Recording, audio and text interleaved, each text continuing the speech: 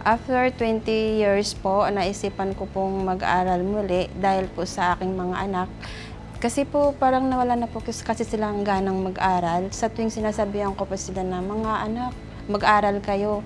Sinasagot po nila ako na, bakit ikaw mama, hindi ka nakapag-aral? Yun po, kaya naisipan kong mag-aral ulit para ipakita ko po sa kanila kung gaano po kalaga yung edukasyon po.